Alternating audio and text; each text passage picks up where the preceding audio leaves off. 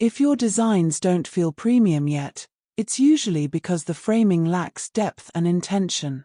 Today, how to create high-end frame designs. Open Canva and create a 1080 by 1080 canvas. Start by inserting a main rectangular frame slightly off-center and place your image inside, adjusting it carefully. Now duplicate the frame, enlarge it slightly, and place it behind with reduced opacity to create a layered border effect.